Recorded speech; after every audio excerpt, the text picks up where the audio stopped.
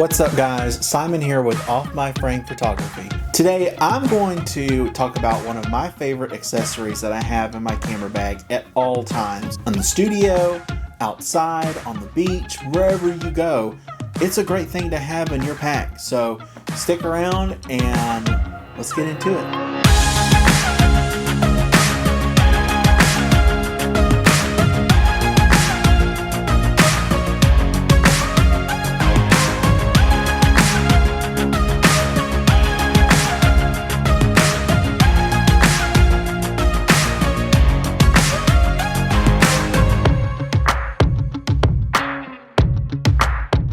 So what accessory are we talking about today? Well, it has been one of my favorite accessories in the entire world to have in my camera bag. So today you may be wondering what product or accessory that is I have in my backpack.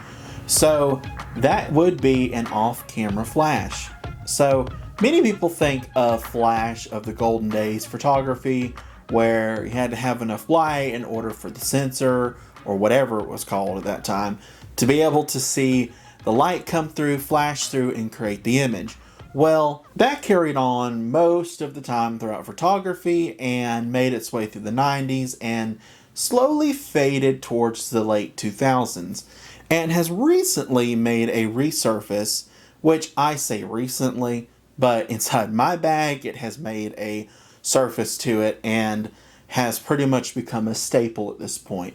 So I say off-camera flash, not on-camera flash. Two completely different things. So you may ask, why is that two completely different things? Well, this is an off-camera flash.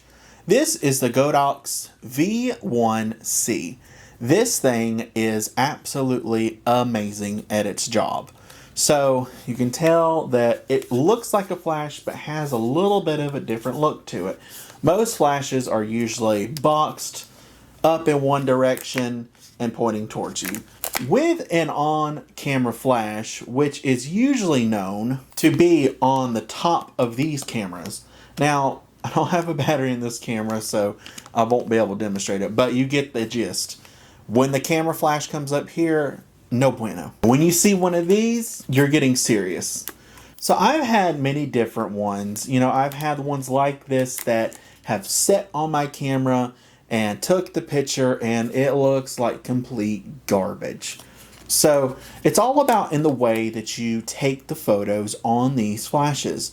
So yes, off-camera flash is making its way back, but you have to be careful in the way that you actually take photos with an off-camera flash. And the reason I say you have to be careful is because how bright this thing can get. So right now I can turn this on, you heard the little noise, and I can flash this thing at the camera and you can tell that's pretty bright. So there is internal bulbs on this thing that I can turn on to get as bright as possible. And this acts more as a flashlight, so if you're outside and you can't see where you're going, there's your flashlight. Look at that. You got a flash and a flashlight at the same time. Whoopie-doo. But back onto the idea of this flash. This will definitely up your game as far as seeing less noise in your images, because this will help eliminate it with the amount of illumination you'll get from your camera. Now with saying that, I haven't told you that you need to get a diffuser for this flash. So the diffuser is going to help broaden the light and not make it so forceful on your subject. Now there are many ones you can get which are cylindrical ones that fit on here just perfectly to it, or you can get ones that are like bags that fit over it and they actually produce light all around, and there's many different ones you can get. However, I have more of a studio setup for this one in particular. I bought the one that had the umbrella package and the Softbox that came with it. So I will link that down below so that you can see exactly which one I bought.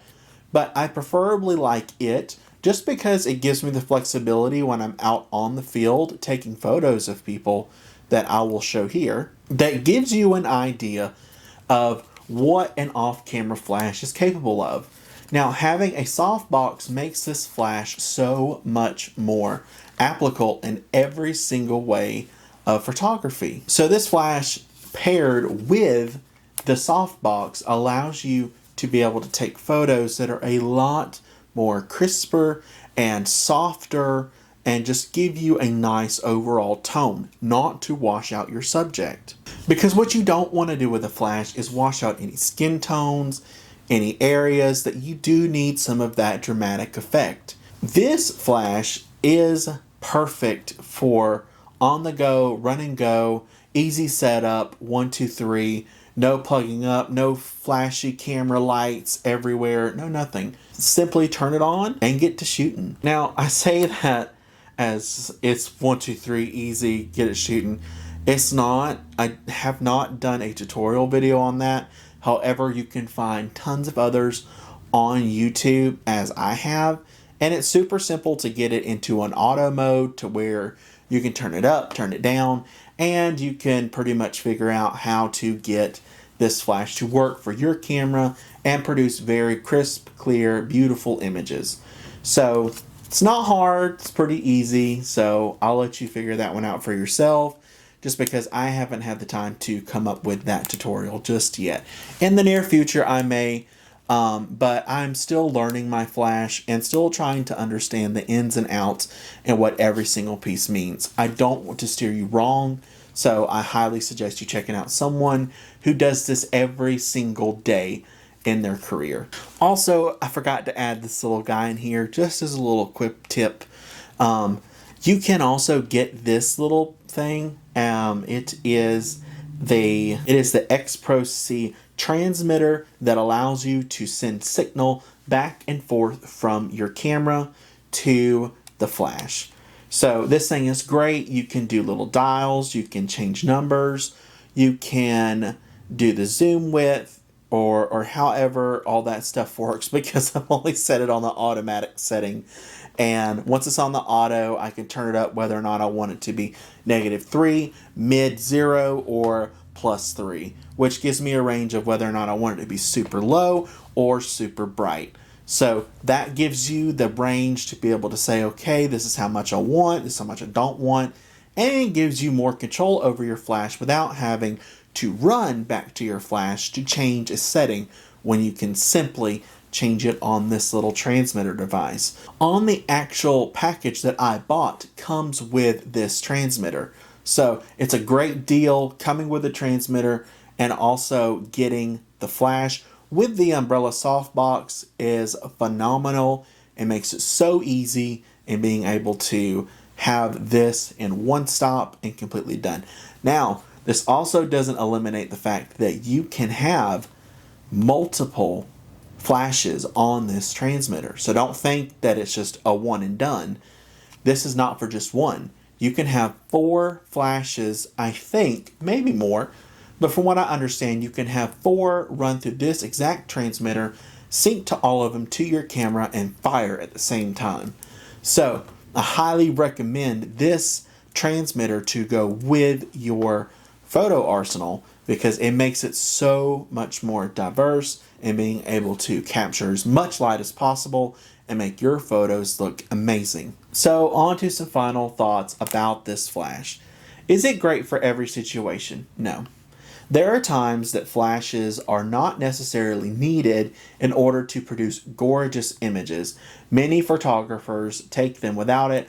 I took it without it before I had it, but I feel like having it gives you that extra sense of security in making sure you have enough light and lighting a subject evenly without having to worry about, did I get the shot good enough? Is it exposed good enough? Is it going to look a bit muddy? Well, not with a flash. Flash is going to get all those undertones, brighten them up, and you're going to be able to have super crisp and clear images when it's synced with your camera. I highly recommend getting this flash. I love this flash. It has been in my arsenal for a couple months now, and it has already changed the way that I take photos.